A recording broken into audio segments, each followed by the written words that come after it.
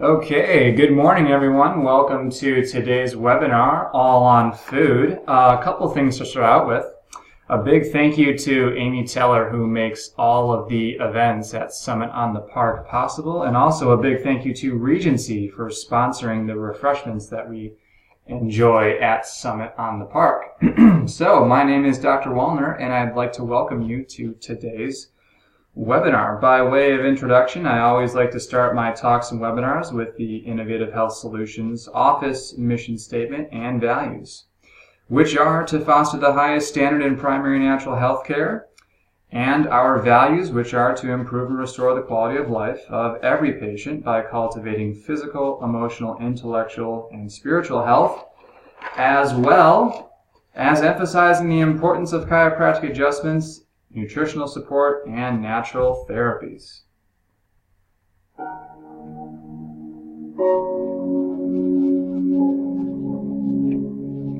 Ever paused in amazement at the wonders of nature? The simplicity of a flower, the magnificence of the ocean, the complexity of a human being? Today, science can put a man on the moon, but cannot produce a single living cell from its base elements.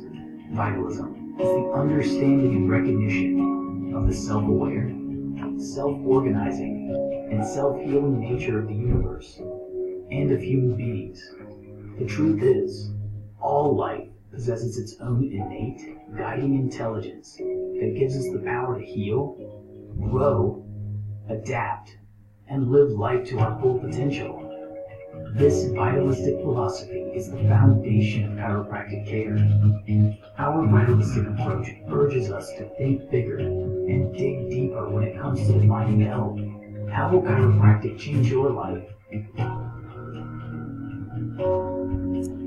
Perfect. So I like that video. I know we're going to talk about food today, but that really gives us a good idea of what we do here in the office as chiropractors. Again, just our website here, our mission statement, our values. Again, myself, Dr. Wallner, everyone, I want to communicate to you that I'm on a mission to help this community become more healthy, to end needless suffering, and to equip my patients with what they need to be able to go to their job without pain, spend more time with their families, and be who they want to be.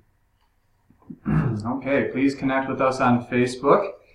Always posting really great health and wellness information, and it's a great way to hear about up-and-coming events. Okay, and also please connect with Summit on the Park, Canton Leisure Services. They are on Facebook and Twitter.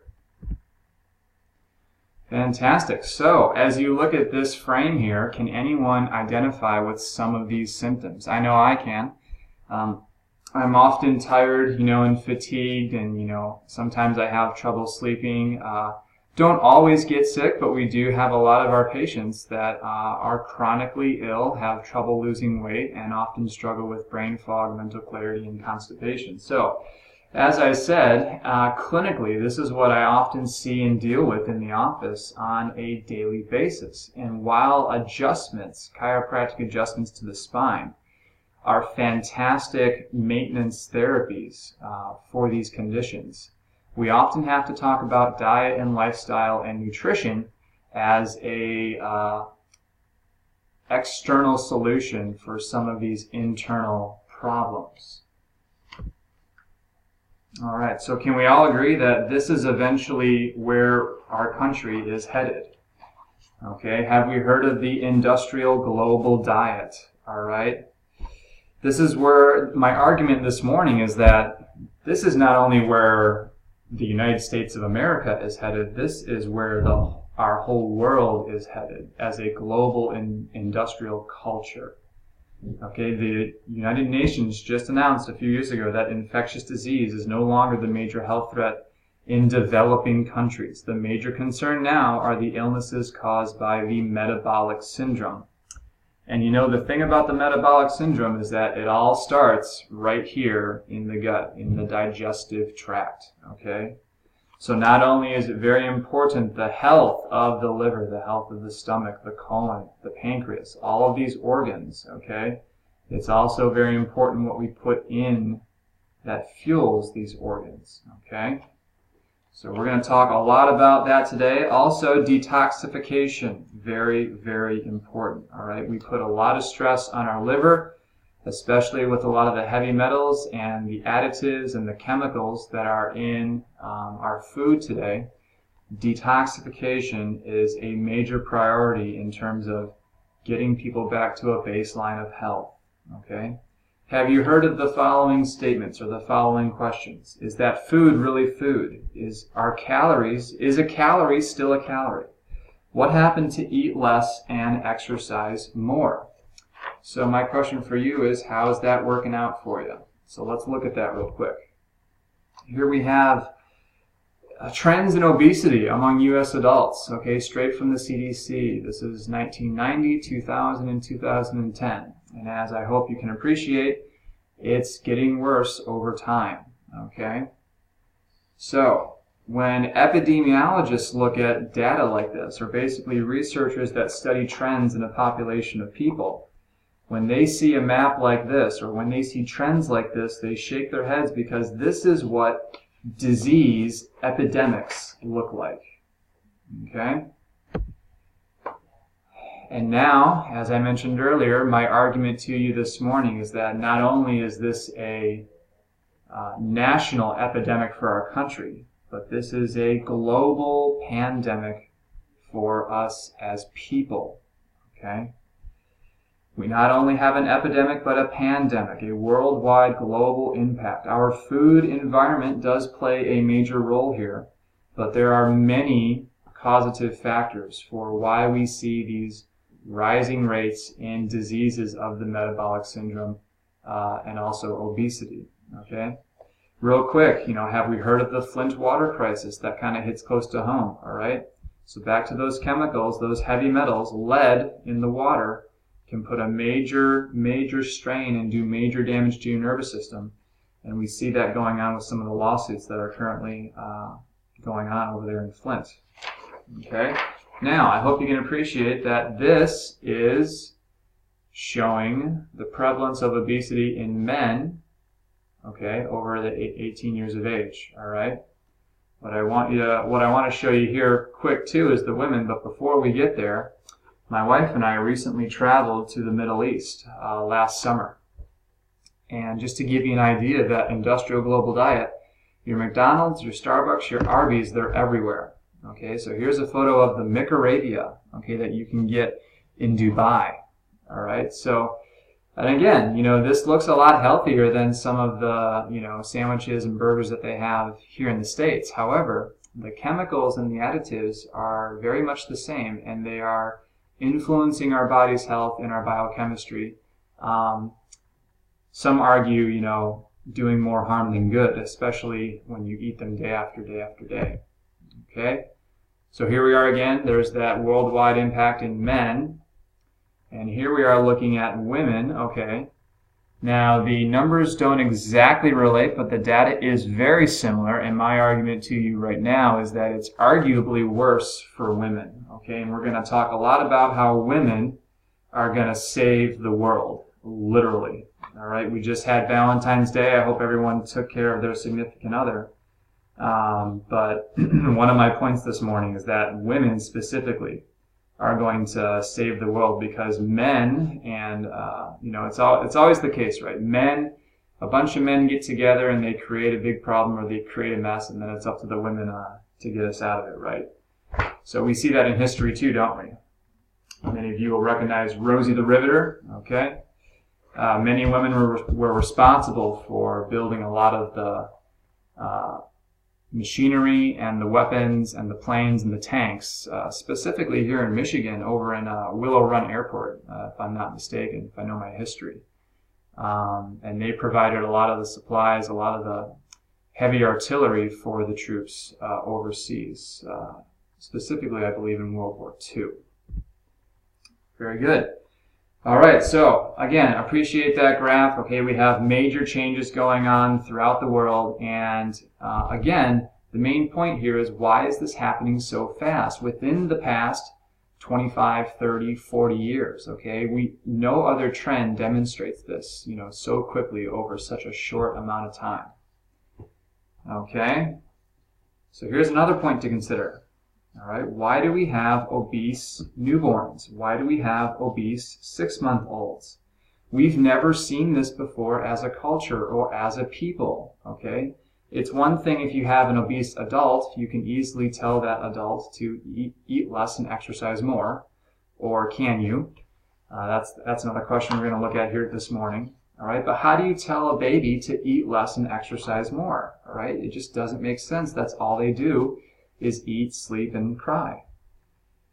So, what happened to the law of thermodynamics? Okay, if you exercise, okay, more than you consume, then you should be losing weight, right? Well, again, back to that whole, is a calorie really a calorie? That's what we're going to look at this morning, okay?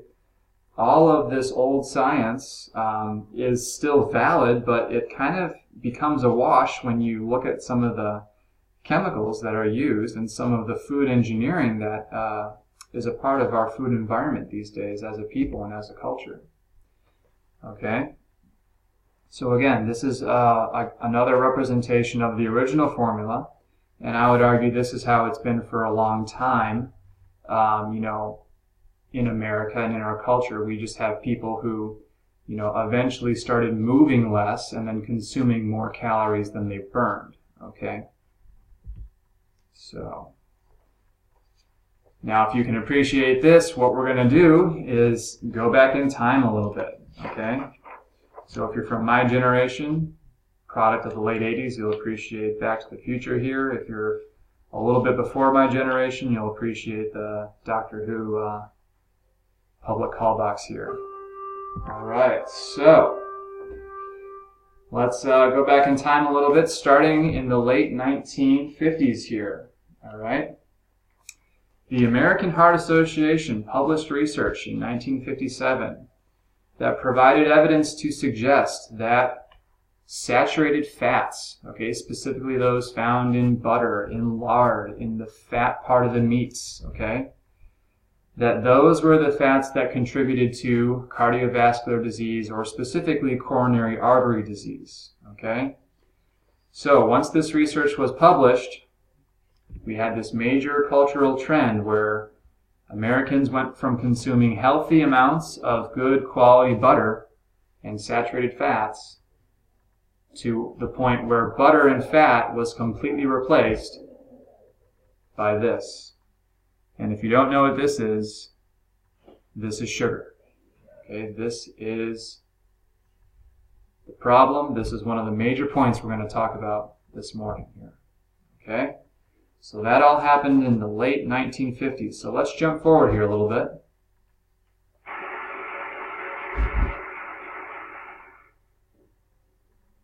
Boy, does that look good. But honey, what will these calories do to my waistline? Relax, it's Diet Delight. Has the same flavor as ordinary canned fruit, but only half the calories.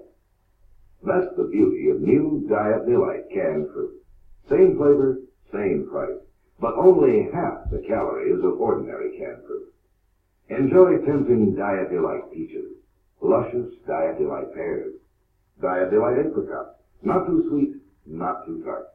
Diet Delight grapefruit, wonderful. Best dessert we've had all week. Hey, how about some of that grapefruit for breakfast tomorrow? For any meal, or in between, enjoy new Diet Delight canned fruit. Diet Delight. Same flavor, same price, but only half the calories of ordinary canned fruit. Diet Delight. All right, so there you have it. I love the nostalgia of those old-time commercials there. So basically, my point here is, after that research was published in the late 1950s, we started, having all this food engineering that really made fat the enemy. So you have your Diet Cokes, you have your low-calorie snacks, you have your fat-free Devil's Food snack wells here. And again, does it really do, do the benefits outweigh the risks here? That's what we're asking as a question this morning, okay? Because Now we have, we're on the other side. We're, 20, 30 years down the road here, and we're seeing major cultural, diseases that have resulted from changing the way, our grandparents ate. Okay? And in fact, that's one of our rules that we're going to talk about later, is if you can eat the way your grandparents would have ate, you're probably going to do pretty well in terms of your health. Okay? So again, here's the main idea. Sugar replaced fat. And while we may have seen a temporary plateau of certain conditions such as coronary artery disease, it was short-lived because those came back. All right? So jump with me here to 1985. And as you can see, the world consumption of sugar over about, from the 1985 to 2010 really shot up from 98 million tons to 160 million tons of sugar. Okay?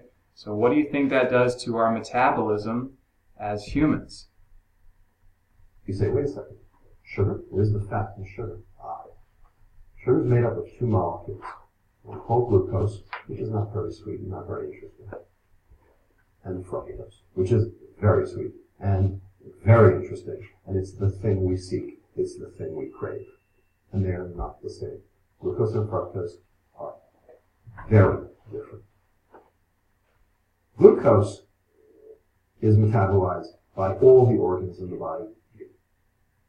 Every single living organism on the planet can digest, absorb, and metabolize glucose. Glucose is the energy of life. If you don't have glucose in your diet, your body makes it because your cells run on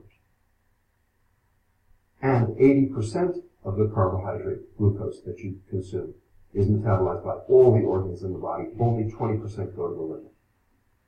Fructose, on the other hand, is not glucose.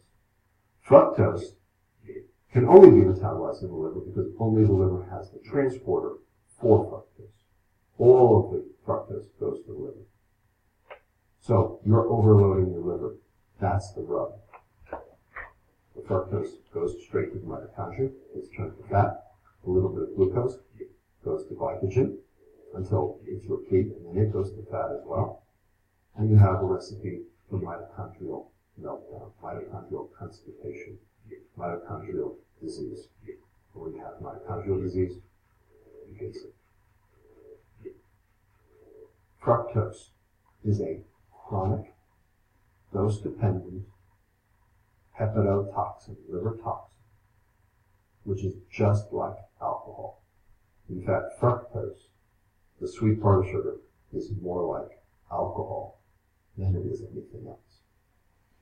Alcohol is metabolized to fat, and so is fructose, driving more liver fat that it can't export, more liver insulin resistance, which drives the pancreas to make extra insulin, driving energy deposition into fat cells peripherally, driving your weight gain, and the extra insulin is driving high blood pressure, driving heart disease, driving cell division, which leads to cancer, driving changes in the brain, which lead to dementia, driving every single one of these diseases. And when your pancreas can't make enough insulin and it burns out, it drives diabetes as well. And if you look at the diseases of alcohol and the diseases of sugar and obesity, they are the same. Now, fructose and alcohol can both be nutrients. They supply energy. They're natural. And if you're starving or you're glycogen depleted because you just ran a marathon, fructose and alcohol can be used to rebuild your energy stores, and in which case they are not toxic. But if you're not running a marathon, then what your liver cells do with both fructose and alcohol is turn it into liver fat, then it's a toxin.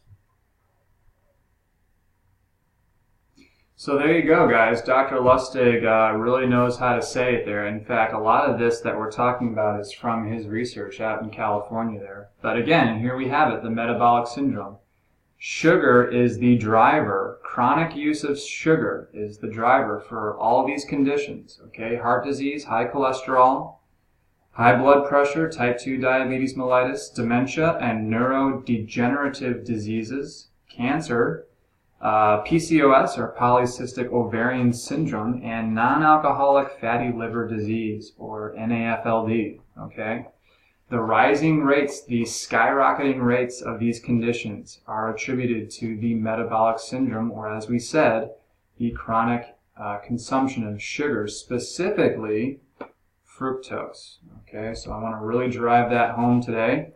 Also, I want to point out another point that Dr. Lustig made there. When you look at the exposure of sugar or fructose, okay, and you compare that to the exposure of ethanol, you find many similarities here. Okay, so what I want to point out right now is a little bit down the road here. You have obesity, you have liver dysfunction. On the left, with alcohol, you have fetal alcohol syndrome, okay? And on the right, you have fetal insulin resistance. So this is where we're going, okay? This is part of the picture of why women are going to save the world. But before we get there, I want to address this part, okay? We all have heard of, Alcoholics Anonymous and the addiction component of ethanol. But what I want to address here is the habituation or the addictive component of sugar. Understanding the biochemistry of the brain. Because clearly those signals are not working. So, one signal is the starvation signal, which is clearly not working. And that's leptin. And leptin tells your brain you've had enough and you can burn energy properly. But when you don't get the leptin signal, your brain thinks it's starving. The second way is in the reward system. So there's an area of your brain called the reward center. The scientific name is the nucleus accumbens. And it is the site where dopamine works. Dopamine is a neurotransmitter. And it conveys the feeling of pleasure. And pleasure, for lack of a better word, is good. Except that a lot of pleasure, as it turns out, is not. In the process of going for more pleasure, we have changed our dopamine system. And one of the keys to addiction is the idea that after stimulating that system chronically, again and again and again, and it takes 3 weeks to do this, what happens is that the receptors for the dopamine signal now downregulate. Now there are fewer of them. We know that the brains of people with obesity do respond differently to food.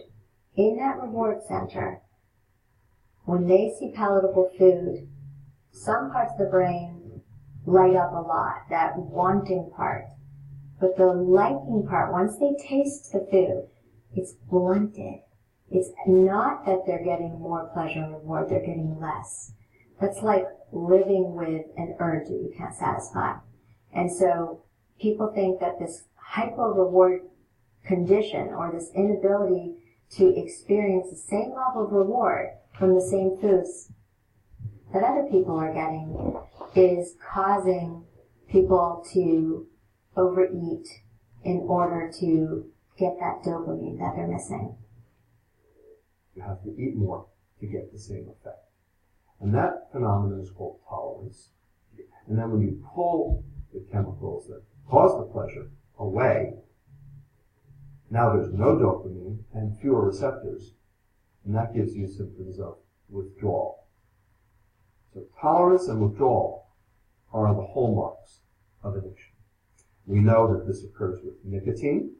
That's why we have tobacco addiction. We know this occurs with alcohol.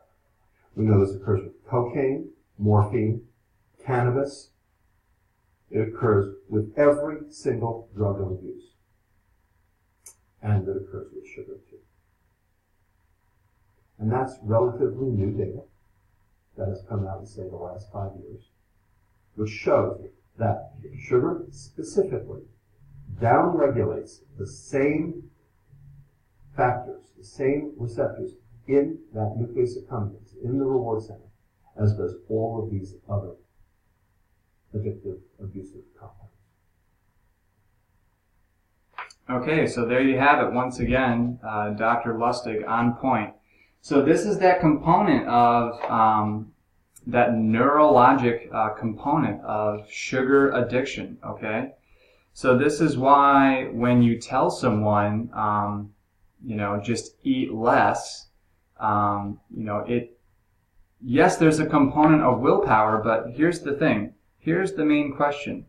If this system is going on, 24/7, 365, the question then becomes, how long can you exert cognitive inhibition on a biochemical drive that's firing all the time?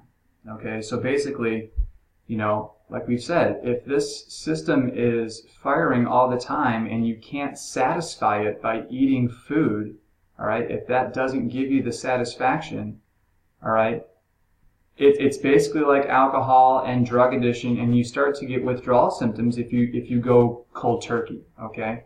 And so I see this a lot clinically, all right? If you have no choice, how can it all be, boiled down to personal responsibility? Okay, so that's the thing you have to keep in mind when you have, someone who's obese and they're trying to make these big changes, and they're getting frustrated because they're not seeing the results that they want to see in the time that they want to see them. Okay?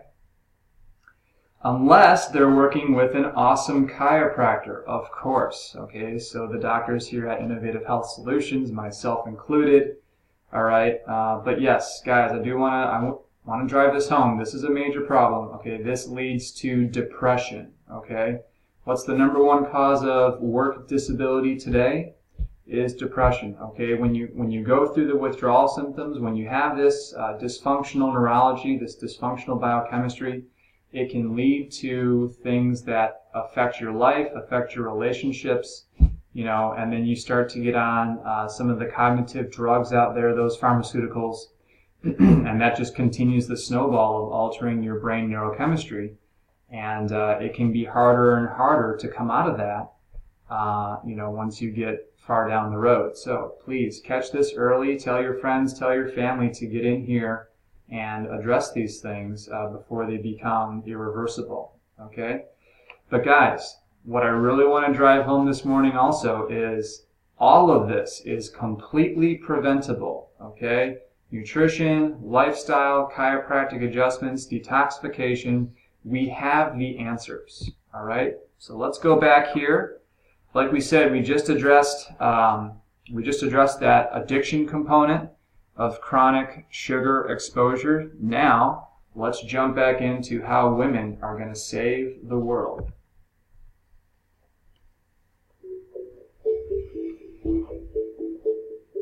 Here we have this epidemic of obese 6-month-olds.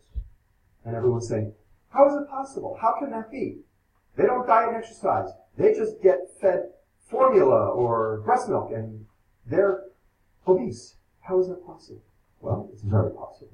Number one, you lay down your fat before you're born. And what determines how much fat you lay down? The baby's insulin before they're born. The more insulin, the more fat.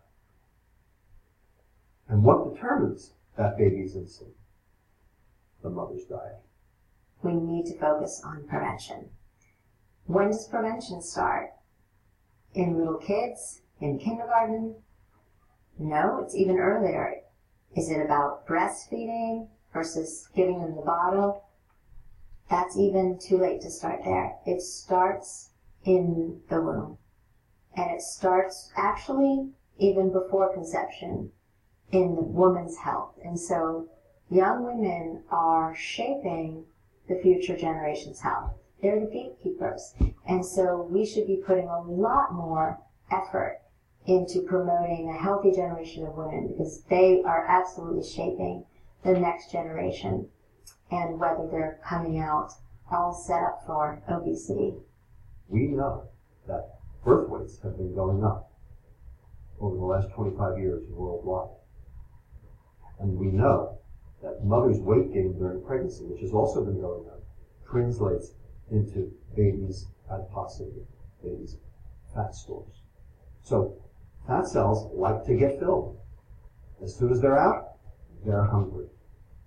And we see these kids calling for food at age 2 months, 3 months, and the parents don't know where this came from. And it's because they weren't programmed to do so. So what happens to a child who had an obese mom?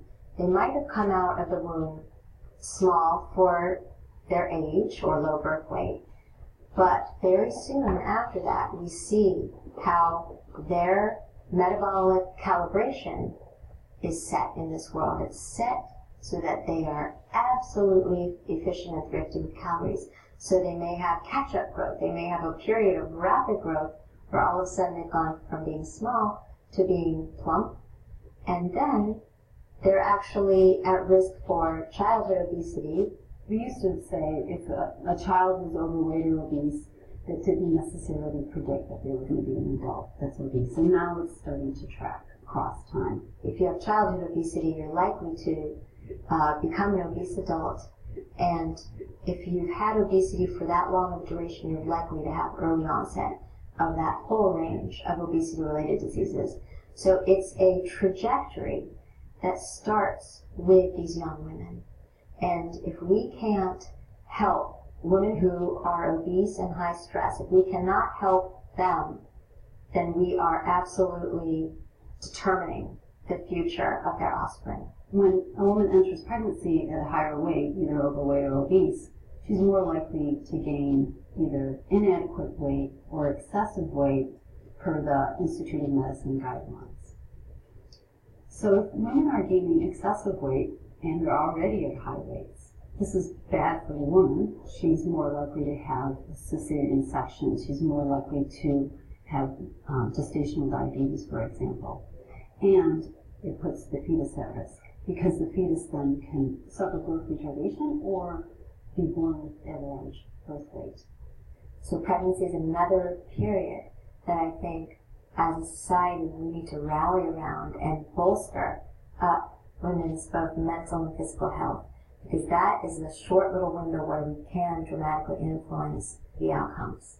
The other change that I would suggest is that we think about obesity prevention starting with women of childbearing age, women who are not even pregnant yet, because they are shaping health of our future generations. As a girl matures, we know that obesity is influencing younger ages of puberty, and the need to develop and mature and go through her own reproduction will influence hanging on to calories and hanging on to fat. If they are obese, they are already programming the new little ones that are coming to the world to be set up for obesity and early disease. We know that. So there you have it again, guys. Like I said, women are literally going to save the world here. And again, we just had Valentine's Day, so I have here a photo of a great alternative to some of the chocolates and cookies that would spike your glucose levels. And yeah, this is a great alternative. I hear that they're wonderful. Also flowers, those are sugar-free, but I love the idea here with fruit and chocolate. That's fantastic. Okay, so again, moving forward, before we get to 1996 here, I really want to communicate this. Your insulin levels, okay, your metabolism is laid down by your mom. So if we can communicate to the young women that we love and that we know to take care of themselves and to do a cleanse or do a detox before they get pregnant, we can profoundly influence these national and worldwide trends that we're seeing of these rising rates of metabolic diseases from chronic use of sugar and the metabolic syndrome. Okay, so I want to take a hard turn from talking about sugar and metabolism to talking about some of the chemicals and some of the genetic modifications that we've seen in the recent years here. Okay, so go back with me to 1996 and let's talk about genetically modified organisms. Okay.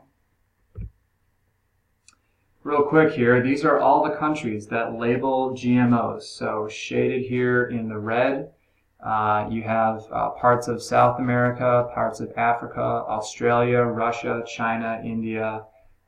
Pretty much all of Europe doesn't allow genetically modified organisms or food, genetically modified food into their countries because simply we don't know the effects, the long-term effects of this genetic altering and what it has and what kind of effect it has on our bodies. Okay, we know that it basically kills plants and it kills weeds and pests and all that, but what does that do inside our guts? How does that affect our health? Okay, so let's watch a quick video and learn more about the three main types of genetically modified organisms. Our oldest boy came down with what looked like behavioral issues, but they were actually autoimmune issues. I started looking into diet as a way to build up my son's immunity. And I really started looking into GMOs, like technically how they're farmed. I was horrified, and I was motivated to go out and tell people. We cleaned up the pantry and changed our way of eating, but the children's health improved. I have 3 sons. Ben is 10, Bodie's 8, and Bronson is 5. They all had allergies: dairy, wheat, and gluten, nuts, and eggs. And I had other friends that had kids with those allergies, so I just sort of put up with it. I didn't know what was going on. I don't know why they had allergies, but it was just something I had to put up with, right? But then my son, one day, he said, "Mom, I wish all my allergies would go away." And the voice in my head said, "Well, what if there is something that I can do about this? What if he doesn't have to live with this for the rest of his life?" So I started researching, and I found out that there are GMO foreign proteins in our food since 1996. They first started in the milk, and then they put them in soy and corn, which is in everything that we eat, and was shocked that these foreign proteins were in our food without our knowledge, without our permission, and without labeling. There's 3 kinds of GMOs. The first one, it's called Bt toxin. It's either in corn or soy or cottonseed. It is genetically engineered to constantly reproduce this Bt toxin. When the bug eats, let's just say the corn, its stomach explodes from its constantly reproducing Bt toxin. So it's a registered pesticide with the EPA, and we're eating this one. The second one is Roundup Ready. The plant has been genetically engineered to withstand Roundup. They can spray it with all the Roundup they want, which is an herbicide at the tune of 5 billion pounds a year, and it doesn't die. So our food won't die, but everything else around it dies. The bugs, the worms in the soil, all the weeds, and Good bacteria in the the good bacteria, it soaks into the plant, and it does not wash off. The problem with that is that there's a chemical in it called glyphosate, which destroys our gut bacteria. 70% of our immune system is there. Without that gut bacteria, we can't produce tryptophan. Without tryptophan, our bodies don't produce serotonin. Without serotonin, we can't regulate blood sugar. Diabetes now, which is hugely on the rise, costs our federal government $279 billion a year. And just to put that in perspective, $514 billion is what is spent on all of our health issues combined, including cancer. The projection is that in 13 years, we will not have money for any other health care at all, except for diabetes. We will not have a health care system. The third type of GMO is a GMO that doesn't have pesticides injected into it. It's actually just a desired trait. Let's say you want to have the lettuce to be more green or the tomato to be more red. They inject this desired trait in, but the problem is it has 2 promoters on either end of it. And these promoters' jobs are to wake genes up. We as moms are concerned that these promoters could be waking genes up in our children's bodies. We all have latent cancer genes or maybe even rare diseases that are just latent, right? That may never wake up or anything. But with these promoters waking genes up, who knows what's happening? There's been no testing on that. And why is all of a sudden cancer the #1 killer of our children? This is an attack on our children. if 50% of our male adults were getting injured by something, it would be war. The FDA has let us down. Okay, guys, so how we doing so far? All right, I know we've gone over a lot of information. I trust that by now we're thoroughly overwhelmed. Everyone at the live event did great, but again, I'm not trying to be overbearing on the webinar this morning, but again, I just need everyone to be aware of the current food environment that we're in this day and age. Okay. So again, here are the 3 types of GMOs, and again, back to my original point, we just don't know the long-term effects. So my recommendation, my advice, this is what I tell my patients: look for that USDA organic, look for that non-GMO Project Verified, and support those efforts. Okay, the reality is you vote 3 times a day. If you eat breakfast, lunch, and dinner, you vote with your fork. Okay, you vote with what food you buy, and as consumers, we can provide the demand for these foods. Okay, and we've already seen that nationally and worldwide too. We have Kroger with topping $11 billion in natural and organic foods. Okay, here in Michigan, here in that area of Kroger's influence. Okay, we have Costco. I know my wife and I go to Costco. They're a huge supplier and distributor of organic and GMO-free food. All right, and we even have the research supporting labeling the GM foods. Okay, so the New England Journal of Medicine. Okay, we believe the time has come to revisit the United States' reluctance to label GM foods. Does everyone remember Proposition 37 in California? I believe that was in 2015, okay? That was a major deal. The legislation ultimately did not pass, but yeah, guys, this is the future. This is coming. I highly recommend that we label, just like we label cigarettes, just like we label alcohol, okay? There's a little warning label, okay? We should give consumers the right to choose if they want to eat GMO food or if they want to eat standard, organic, old school food, if you will. All right. So let's jump forward here to 2016. Let's jump forward to today. All right. So what's the treatment? What's the solution? All right. Let's get to some practical applications after 40 minutes here. All right. So yes, diet, nutrition, lifestyle, exercise, all of those things are good, okay? But it's more than that. You need a coach, okay? And obviously I'm biased, but you need a chiropractor to adjust your nervous system so that your gut and your body works more like this than it does like this, okay? We want a well-oiled machine, okay? And you need a coach, you need a chiropractor that you trust, someone who understands all this for you so that you don't have to, because as you can appreciate, this is a lot of information, okay? I also want to highlight that detoxification point, okay? The chemicals, the heavy metals, the health of the liver, this is where detoxification plays a major role, all right? So moving forward, let's talk about some rules. Don't eat anything your great-grandmother wouldn't recognize as food, okay? That's just basic common sense, all right? All of these chemicals, all of these toxicities were not around when our, grandparents or our great-grandparents were growing up. So if we can try to eat like them, that is ideal, all right? Don't eat anything with more than 5 ingredients, okay? The more ingredients it has, the worse it is. When you shop at the grocery store, stay on the perimeter of the grocery store. Don't be in the middle. Everything in the middle doesn't have an expiration date, and it's packaged, and it likely has a lot of additives and things that will mess up your gut. Don't eat anything that won't eventually rot. So that kind of ties in with the point that we just made there. But your food should expire, okay? It shouldn't be able to last and live longer than you do.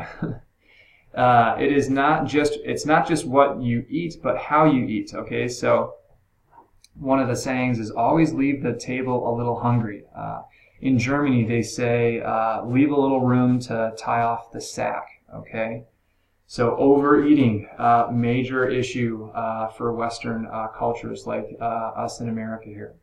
And try not to eat in front of the TV, okay? Try to gather the family for a family meal and eat regularly at meal times and slow down, okay? Don't buy food where you buy your gasoline, okay? Who ever heard of having dinner at a gas station? And now, okay, I understand if you're on the road, if you're traveling, that makes sense, but gosh, if you're going, if you're going to the gas station on a regular basis to get your dinner, I mean, there's something wrong with that. Let's just be honest. Okay. Also, another practical application is consider adding fermented foods to your diet, okay? Real, raw sauerkraut, fantastic. Kombucha, kimchi, all right? A little bit of wine and beer in moderation, okay? Kefir, mango, lassi, your Greek yogurts, okay? I'm a major proponent of that. However, many people are dairy sensitive, so you want to work with your chiropractor in determining that as well. Naso, technically fermented soybeans, again, plus a positive for the fermentation, a negative because soybeans, that protein soy, mimics estrogen. So yes, Naso is a fermented food, but I would stay away from it because of that estrogenic component of soybeans. Okay? Great, more practical applications. Let's eat real food, mostly plants and not too much, okay? We can eat too much red meat, but a little bit is good. Again, organic, grass-fed, grass-finished, all that good stuff. Eat like your grandmother would. Consider adding probiotics and prebiotics, okay? Those are really good, the prebiotics, especially for fiber. We just talked about fermented foods, vagal tone exercises. I'm going to have to refer you to the upcoming Leaky Brain event or check out the Leaky Brain webinar on my YouTube channel. All right. Always reduce your stress. Okay. A little bit of exercise is good for reducing stress. Bitter foods. Okay. Again, I'm going to have to refer you to the Leaky Gut and the Leaky Brain webinars. But real quick, the taste of bitter foods. Okay. So your arugula, your coffees. All right. The sensation of those tastes specifically fires digestion. It powers digestion. Okay, all of the other tastes, so the sugary, the salt, the fat, those don't fire and signal digestion the same way that bitterness does. Okay, obviously avoid excess sugar and really add plenty of good fats to your diet. Okay, good fats are not the enemy. So avocado, olive oil, coconut oil. Ghee is really great if you're a fan of Indian foods or curries. Bone broth, major deal. That's a whole nother webinar, a whole nother talk on its own. Naturally avoid GMOs. And here's the last point I want to drive home, is to do a yearly detoxification program. And what I like here is a 14-day, let's jump to it right here, the 14-day Paleo Cleanse Plus, okay? What this does is basically allows you to detox, but doesn't tank you out so that you have to lay on a couch all day and not move because you're so knocked out from detoxifying, okay? So that's a major complaint a lot of our patients have here in the office is sometimes, they want to do a cleanse, they want to do a detox, but gosh, they've got kids, they've got to go to work, they need energy for their day. And they can't be just laying up on the couch for, 2 weeks at a time to do a detox. So I really like the Paleo Cleanse Plus. Like I said, it's a 14-day program. Everything is rationed out into specific individual packets. And what you do is basically replace one of your meals, whether that be breakfast, lunch, or dinner, with the shake that you see here. So for example, one of the ways that they recommend doing this is, you eat your healthy breakfast, okay, with healthy foods. For lunch, you drink your shake and you take the supplements. And then for dinner, you have a healthy food-based dinner. And so you do that pattern for about 2 weeks. And again, it's customizable for your specific needs. So if you need to do the shake in the morning and then eat your lunch and eat your dinner, or you could do, a meal for breakfast and lunch and do the shake for dinner. It doesn't really matter. As long as you're replacing one meal a day with the shake and the supplements, then you're on track. So, right, and just to once again drive this home, chiropractic adjustments. As you can see, the spinal cord here and the brain on the left, all of those autonomic organs on the right, all of our physiology is influenced and is controlled by the brain and the spinal cord. So when you get adjusted, okay, it's like rebooting your computer. It's upgrading and updating that software, okay, to use a computer analogy, to run all of the organs for proper neurology, okay? Perfect. So here we are, guys. Again, this just kind of shows my passion for what I do and my mission to help the community here. I love this quote by Captain Lewis from the Lewis and Clark expedition, okay? I want to give them the aid of that portion of talents which nature and fortune have bestowed on me, or in future to live for mankind as I have heretofore lived for myself. So basically that's just 19th century English for I want to be the best doc that I can be for my patient and serve my patient as best as possible. Great, so I highly recommend a lot of these documentaries here. I want to highlight this one right here, the Skinny on Obesity. You can just go YouTube search Skinny on Obesity. It's about an hour long. You can watch that. It's fantastic. I recommend Food Inc., Fat, Sick, Nearly Dead, In Defense of Food, Michael Pollan, fantastic. GMO, OMG, really good documentary. And also, if you're into honey, I highly recommend Vanishing of the Bees. That shows you kind of what's happening to the bees in America here, and how we often have to ship bees from different parts of the world over to America because America's bees are dying. So they look at why that is. Perfect. And also, there are many other webinars I have on YouTube. If you just YouTube search Dr. Kyle Wallner, all of these should come up, and I highly recommend them. We have everything from how to sleep better to chiropractic care for pregnancy and pediatrics, leaky brain, leaky gut, back to school, the thyroid, and then now we're going to have this food talk up there. So fantastic. All right. Again, connect with us on Facebook, and be sure to catch a lot of the upcoming events that we'll be doing at Summit on the Park with the Canton community here. Coming up next month in March, we've got Healing with Essential Oils, a chiropractic approach. We've got thyroid. We've got leaky gut. We have a nice guided meditation that's happening in June. And we're rounding it out with leaky brain and pregnancy and pediatrics in the summer there. So hope to see you there. And yeah, this has been Dr. Wallner talking all about food this morning. And this is the Renaissance of Healthcare.